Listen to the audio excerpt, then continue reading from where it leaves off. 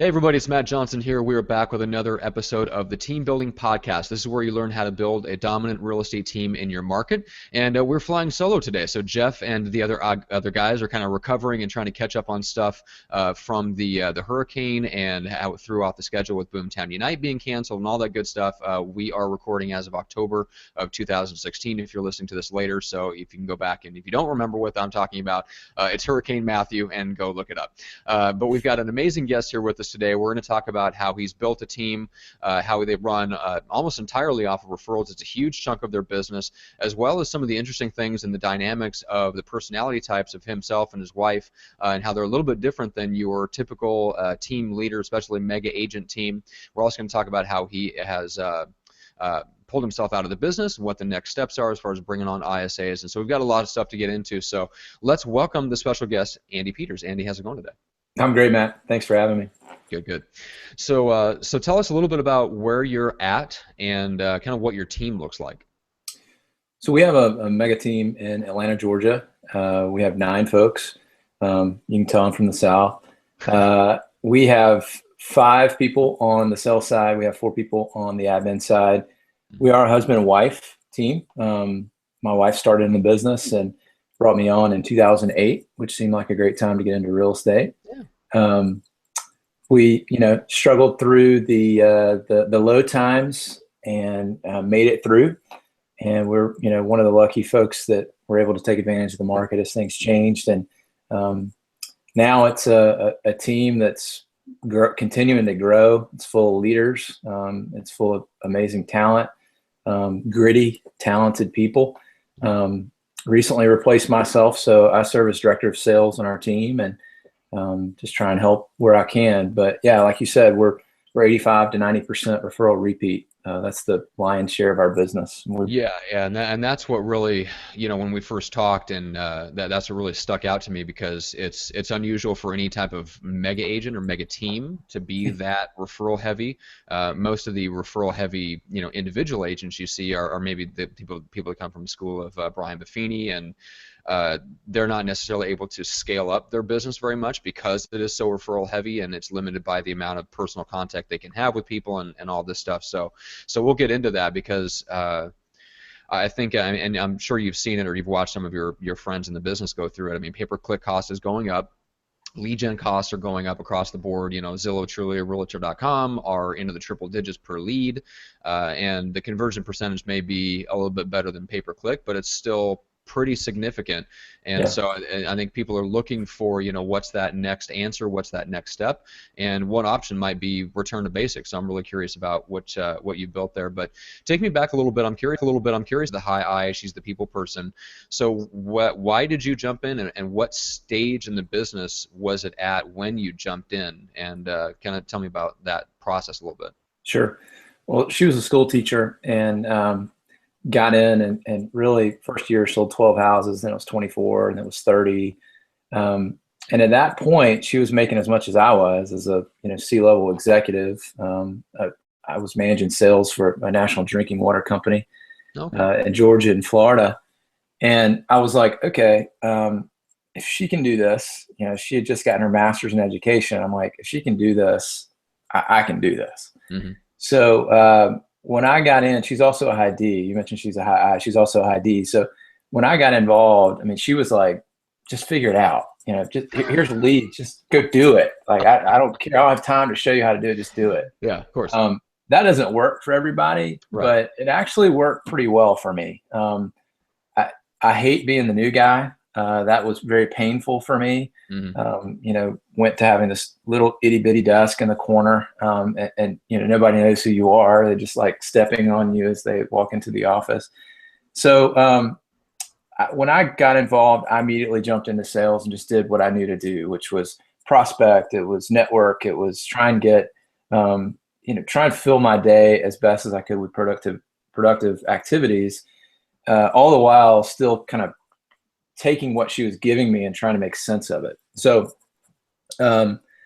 we continued to kind of grow the team at 10+% a year, and we figured out what our strong suits were. She had kind of gotten to a point after 3 years of having no help, 4 years of having no help, and she said, I don't want to deal with the problems anymore. I don't want to deal with the clients. I love real estate, but just let me handle the operation side of the business, which was music to my ears because that's exactly what I don't want to do.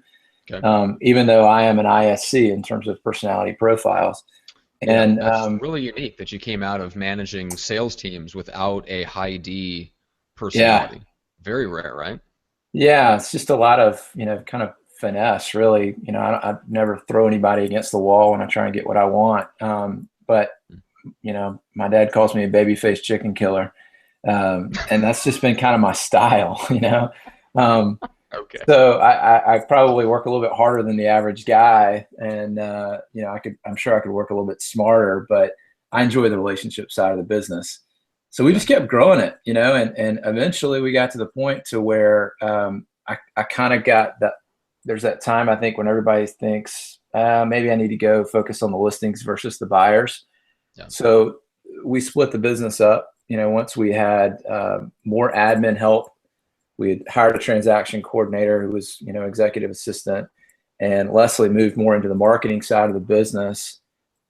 Then I started just focusing on listings, and we hired our first buyer's agent, who then became lead buyer's agent, managed our team on the buy side, and it was so freeing. I mean, I think all throughout this process, we followed the MREA process, and in every step of it, as we grew the team, it was just finding what we were good at and honing on it, and zeroing down on what it is we needed to be doing at that moment, and I'll be honest, there's a lot of things that we did that I didn't realize why we did them. I just kind of followed that book. And I am a bit of a Gary Keller homer. I'm in Gary's mastermind group with top 100 in the company. And, we drink that Kool-Aid.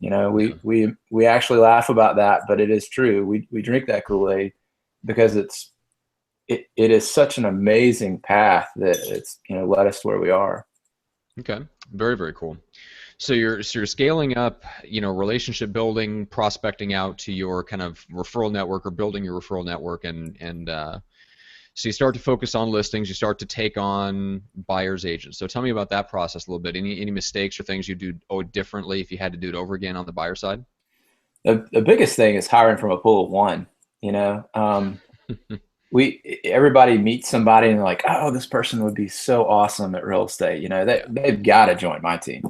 And, I can teach them, I can train them, I can make them great. That sort of a mindset. And from my experience, I have nobody on my team now that was hired from a pool of one. And I've hired plenty of people from a pool of one that are no longer here, is my point. So, I do think we've learned a lot in terms of finding those empire builder people, folks that we're hiring, not just for the job they have now, but the job that they'll have the next and then the next. Mm-hmm. And you're going to have some worker bees. I get that. But right now, as we were kind of putting the pieces in place on this team, it was really about leaders and how do we get leadership people and creating a world where they felt like they could do what they wanted to do. They could make the kind of money they wanted to make. And in some senses, you kind of get out of the way. And those are the talented people we have on the team. They're ridiculous. Very, very cool. All right, so just to go a little bit deeper on the team structure, so you've got, I think you said 4 admin, you've got 5 agents. Does that include the listing agent and not include yourself and your wife, right?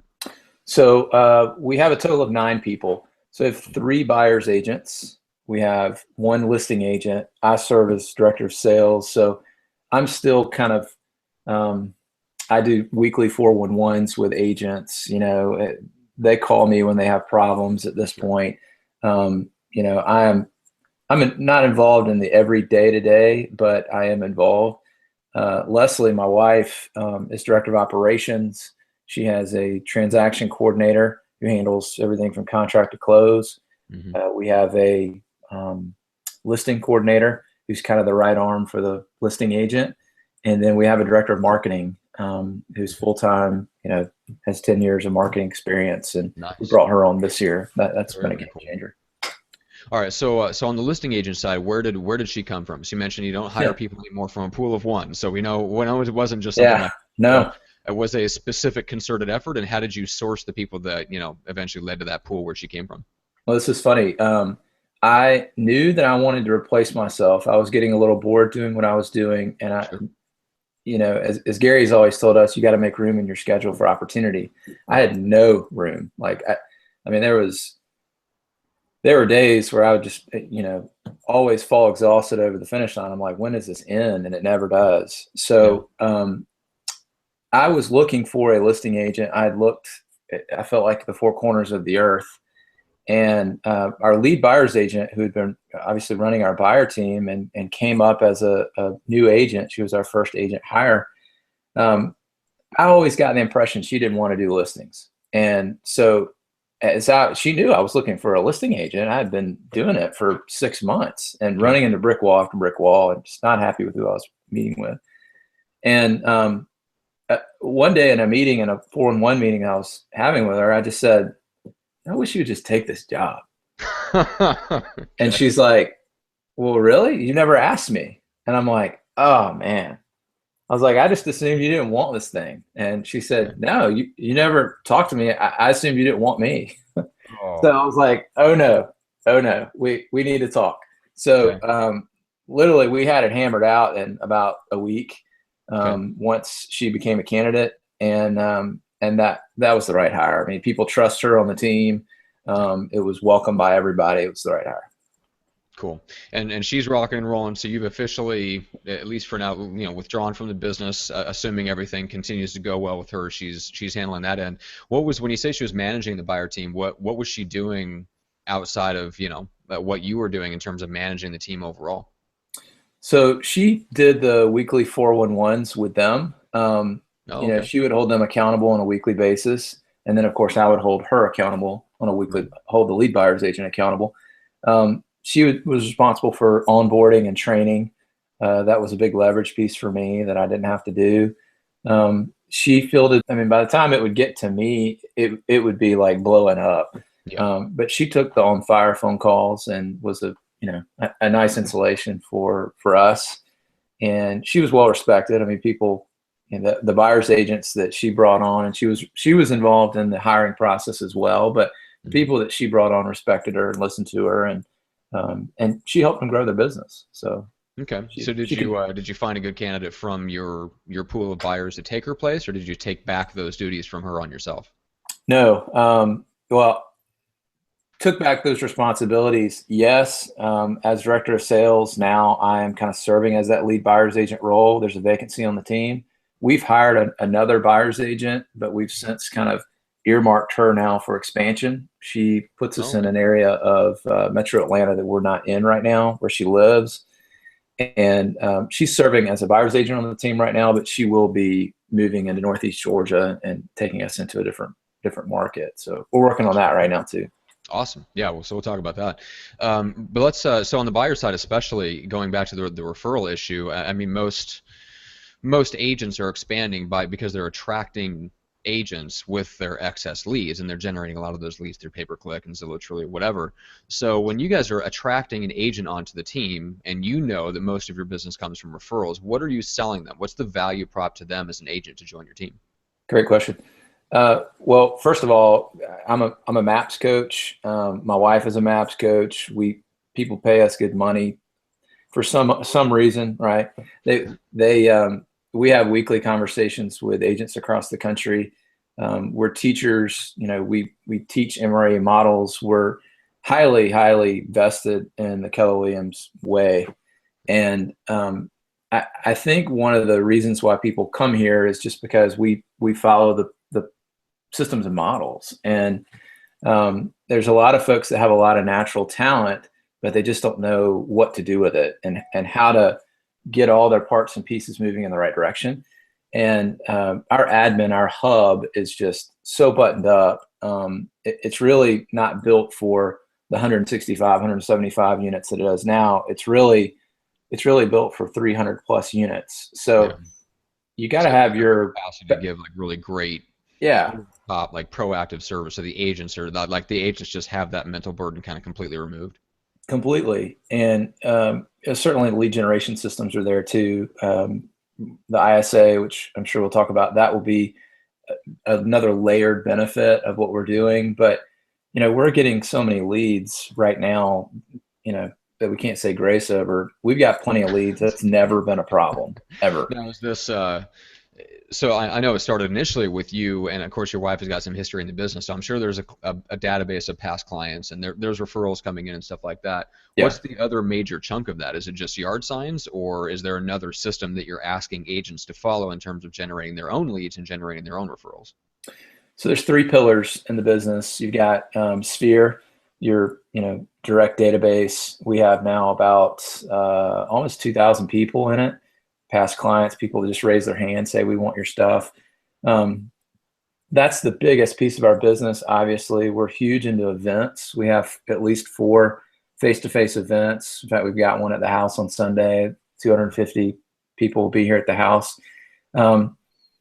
So we like to get that face-to-face, belly-to-belly time with people and build a relationship, obviously. The second would be internet. That's a growing piece of our business. We relate to the game on that. We have Boomtown. We generate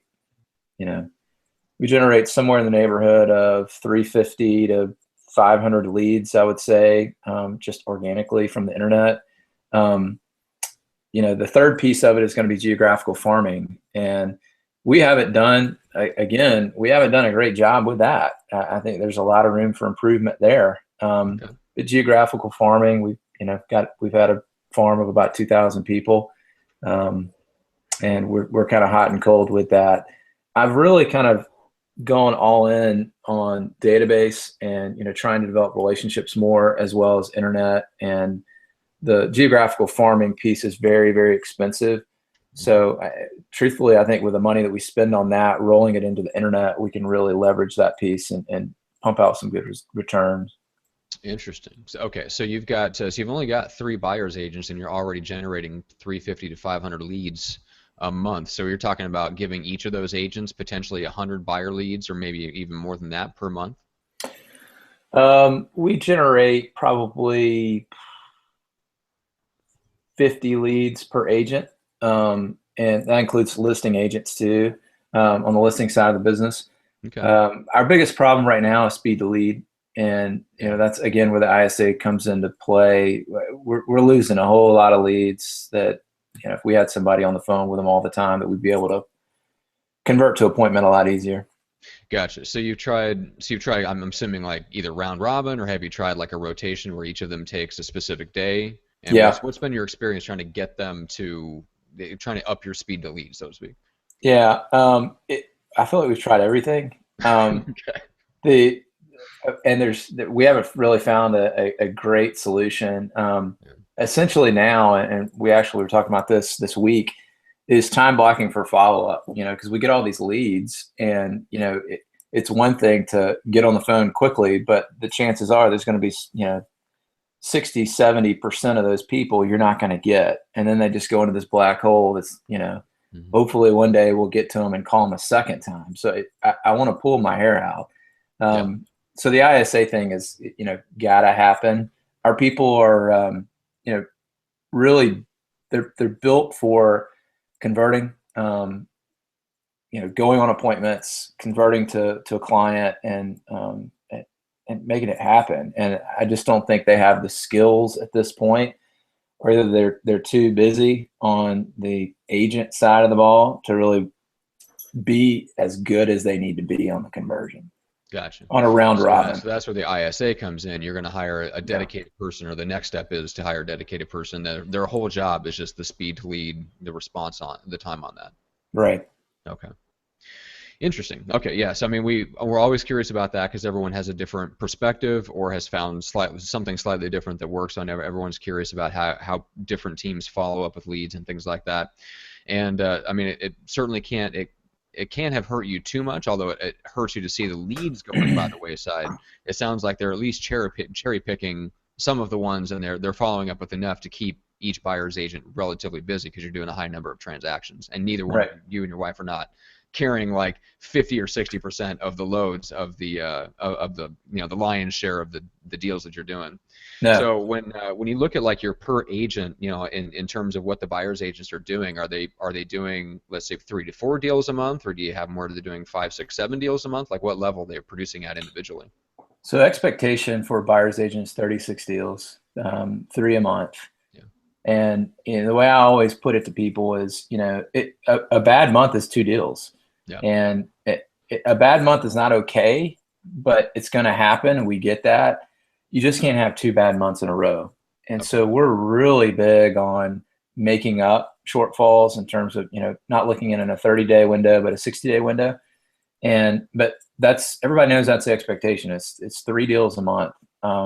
We have 2 agents that consistently do 40 plus deals a year.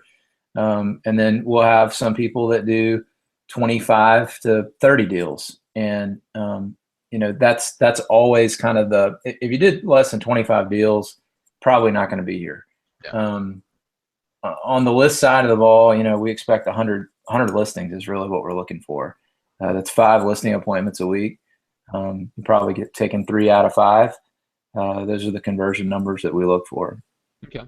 So yeah, I mean that's a sustainable. Those are all sustainable minimums for, both listing and the buy side and stuff. So you don't have crazy expectations. What's the expectation on the actual activities that they have? Do you have a certain number of calls, or are you helping them to time block in a certain way to make sure that they're doing the things that will lead to those 36 Yeah, deals a year? both. So we expect a minimum of 50 contacts, and we use Follow Up Boss. We've tried everything. Um, I, I I think Follow Up Boss is doing the best of anything that we've done so far. Nothing's perfect, Hmm. but we do inspect that. We want to make sure that people are not just constantly doing the minimum. Yeah. Um, but yeah, on 401s, we always start with 200 contacts a month, and then kind of whittle that down. And you have some people that they'll go and they'll knock out 100 in a week, and then they've got 3 weeks and they'll do the rest of the 100. Or Hmm. sometimes they'll give it gas and continue to do 400 in a month. Hmm. Um, but 200 is the minimum per Okay. month. Interesting. All right, so let's talk about the expansion a little bit. So you've got this person that's on your team. She's in a different part of the city. I mean, Atlanta's huge, obviously. So it's Yeah. yeah, we've got an agent in our Omaha office who is working it's the Lincoln market is 45 minutes away. For you guys, that's across town essentially. So Yeah. Yes. so this is someone like, how did you guys meet her, and why was the decision made to kind of consider her an expansion agent as opposed to just someone that works predominantly from home but still working out of your home office? Sure. Um, well, our footprint's pretty big already. So we've had a lot of agents are neighborhood agents, right? They Yeah. specialize in one particular area. Thank goodness we did not do that. As the market crashed, we were very nimble. We were able to go into all these different areas and suburbs of Atlanta. And because we did that, then we had all these pockets of business that then we sell their house, right? So it's kind of mushroom for us, in terms of metro Atlanta. But for instance, where we are in Northeast Georgia, there's a large lake there, Lake Lanier. So there's second homes people are buying there. The city has moved in that direction a lot. And we just felt like we're getting all these leads in this area, and it takes us a good 45 an hour to get there. Um, if we're going to stay in tune with the team thinking, which is specialize, everybody do one thing and do it really well, Mhm. then it makes sense for us to go there, A, and B, we need to make sure that we have somebody that specializes, that knows it, and can um, keep the same level of service, as we do in Atlanta. And Leslie and I teach a lot throughout the Southeast, and we were teaching in a market center for the second time, and our expansion partner just kept coming. She just kept coming to the meetings, and we knew her. We'd met her a couple times, and she just kind of kept hanging around afterwards and asking us questions. And it became apparent that she was wondering what kind of opportunities we had. So we weren't really looking for somebody at that point. That we had a vision, but we weren't actively pursuing it. So we said, look, we would love to do that one day. We have an opening on the buyer team if you'd like to be a candidate for that for now.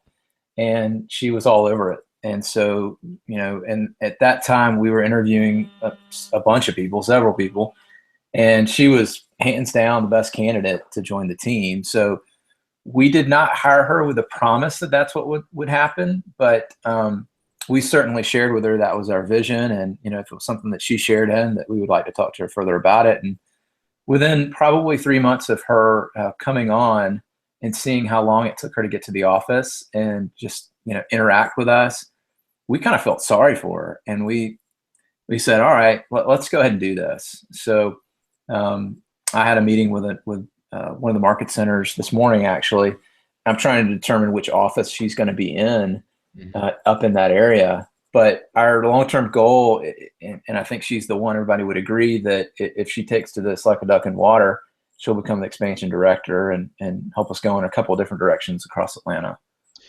All right, so the opening initially was for the buyer. Was that because was that an issue for her potentially because she was already doing both a combination of buy side and sell side, and then she would have had to give up the sell side to come work for you, and then She what's did. I know you're a big proponent of specialization. Is she continuing to still specialize? Does she just work the buy side in her area? When she goes into expansion, she'll work buyers and sellers. But right now, in the 4 short months she's been here, she's brought, I think, three, maybe four listings to the team, Nice. and that many buyers. So she's specializing in buyers right now, but that will be changing. We hope to have her up and running within the next 30 days. And she's she is going on listing appointments with our listing agent now and kind of learning those ropes, although she had some experience doing that in the past as well. But yeah, she can do both. She can do both very Good. easily. So so obviously you're following the Red Book model to a T. What's your feeling on, I mean, just what you've seen with your agents and the skill set? I mean, you've watched your buyer agent go and become what appears to be a pretty kick butt listing agent, and apparently that talent was in her the whole time. I mean, how do you feel about teams that allow their agents to do both, and do you ever see yourself kind of making that move, especially as your team grows? We'll never say never. I think the specialization has kind of helped us get to where we are. Isn't So, in Gary's group, there's a lot of people that do both buyers and sellers, and I'm open to that, especially as expansion continues to roll out, which is essentially buyers and sellers. Um, I think that it's really all about expectation, and it's hard to demand somebody to really keep up the certain level that you need on the buy side and a certain level on the list side, because it's kind of like having two masters. You can't do it. So I think it would be really hard to manage, because I think you're going to run into situations where you've got, hey, I know I'm supposed to do three buyers and three sellers, but I did four sellers. Isn't that good? That's what that could be a misunderstanding for me, but it's just a lot easier for me to keep people accountable to doing one thing, and it's a little bit easier on me selfishly. But I think that right? I can show people a clear path on how they can achieve what they want to make, because they can still refer out their listings, still Right. listing. Yeah. True. Very true. Yeah, that's an interesting conversation. We talked to obviously people on both sides of the fence. Our team in Omaha, has always been kind of a they're allowed to both list and sell, and so the accountability system that we've come up with, and that we have a guy named Andy in the office that actually meets one on one with them, and they have a number of connections and contacts essentially that they have to make per week, and they have to Hmm. report their numbers, and then they're reporting the listings taken, contracts, and so forth, and then buyers are kind of mixed into that. So yeah, it's an interest. It does get a little convoluted in the sense that you have to track. There's about 4 or 5 metrics that they really track and really pay close attention to, as opposed to just being able to track, hey, how are you handling your buyers? Appointments, Yeah, yeah, exactly. So yeah, bindings.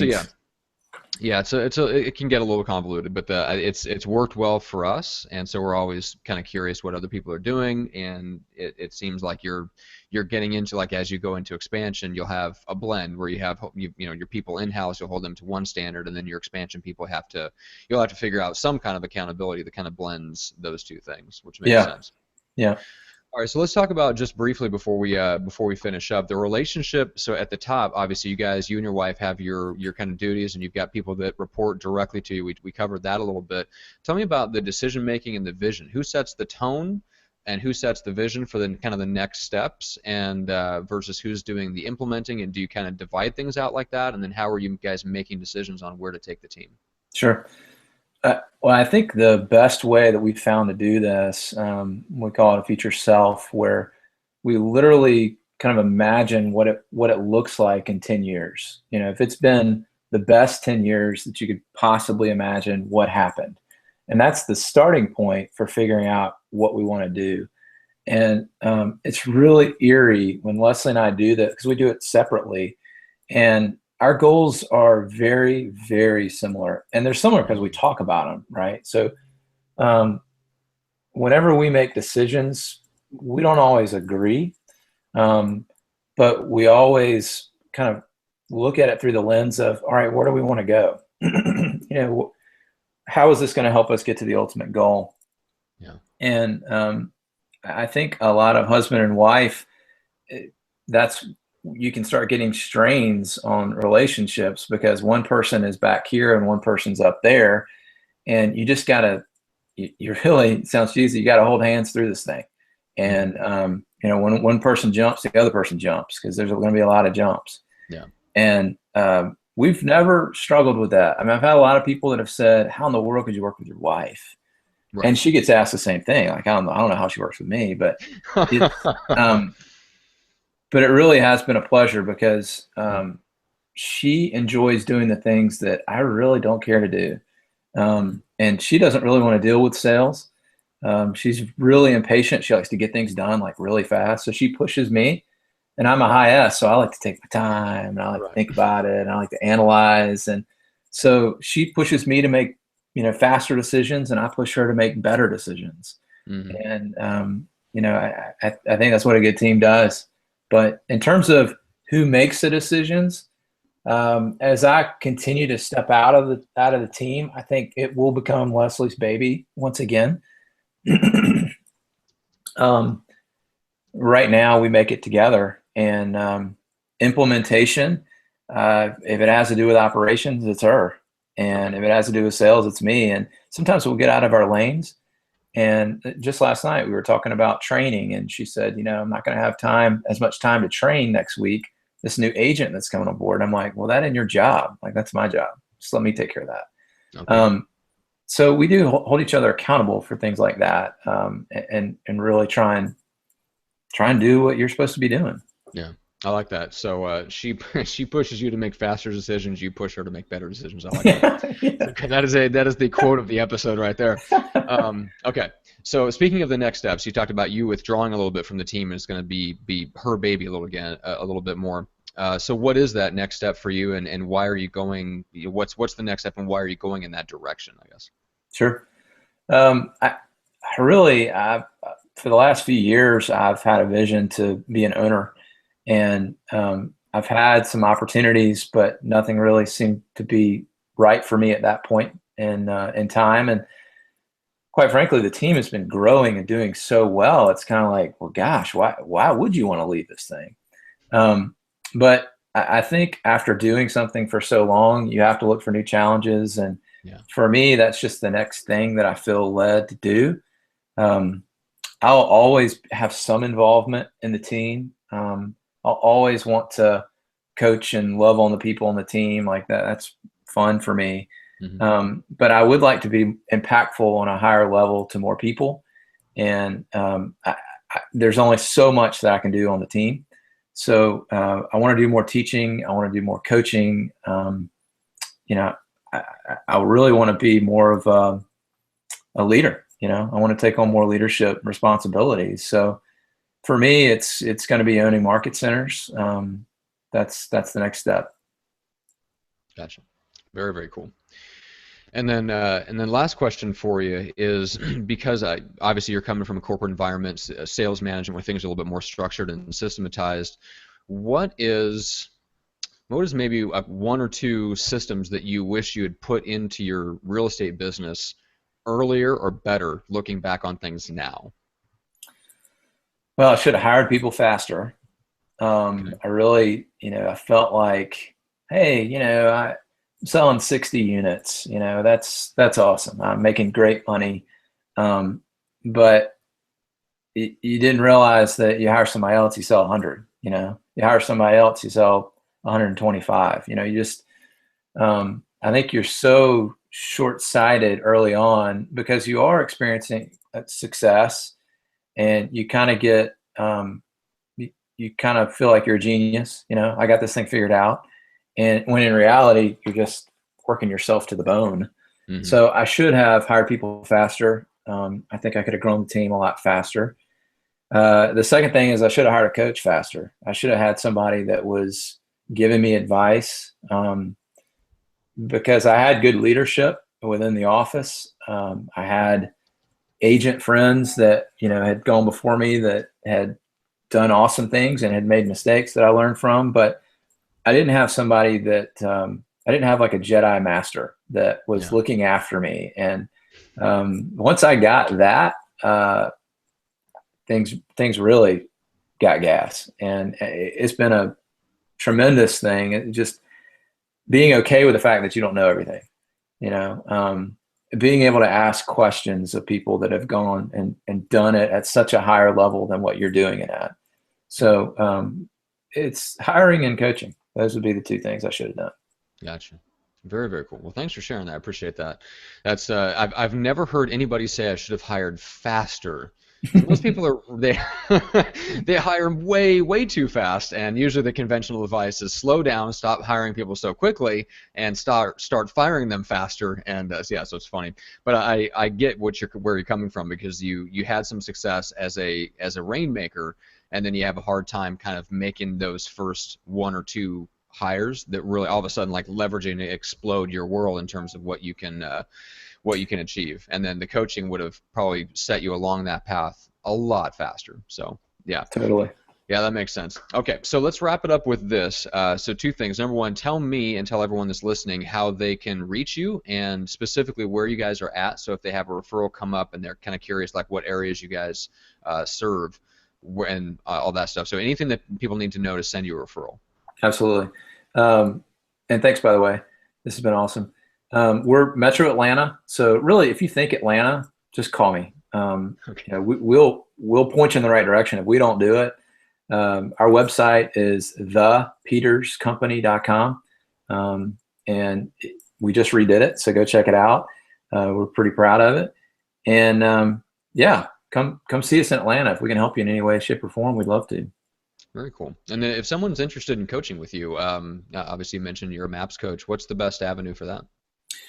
You can email me at andy@thepeterscompany.com. Happy to help you in any way, shape, or form.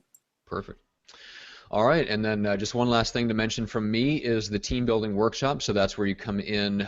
You're welcome to fly in the night before on Sunday night, and you spend all day in Omaha with Jeff and the guys in our Omaha office, the flagship office there, with 25 of our agents and the admin staff, and you really get to spend the whole day there. You get to sit on team meetings. Andy mentioned doing 411s with the agents. People can actually sit in on the 411s that our success manager Andy Cuny does with the agents there in the office, as well as a recruiting meeting if there's somebody that's thinking about joining the team. And then you get to sit down with the operations manager and the main dialogue and training coach there, Mark Cohn, who does takes you through the whole training program for the team, all the back end operations, and then you walk away with access to the Google Drive where you get all the intellectual property systems, tools, spreadsheets, all that jazz, all that stuff. So that's the team building workshop. So go to eliterealestatesystems.com/workshops. From there, you can see the registration link that's got all the dates. We've got November 14th coming up, and then December 12th. There is still time if you're listening to this within the next, actually by the time this releases, I think the one in October will be done. So just go check out the website. The latest dates will be there, but the next ones coming up are November and December. And with that said, thank you so much, everybody, for watching. Make sure to subscribe on YouTube. Go over to iTunes or Stitcher and subscribe to the audio versions if you prefer that instead. And keep up with everything that we're doing. And be sure to send any referrals that you have to Andy. And check out the website, thepeterscompany.com, right? That's it. Awesome. Thanks so much, guys. We'll see you next time. Thanks, Matt.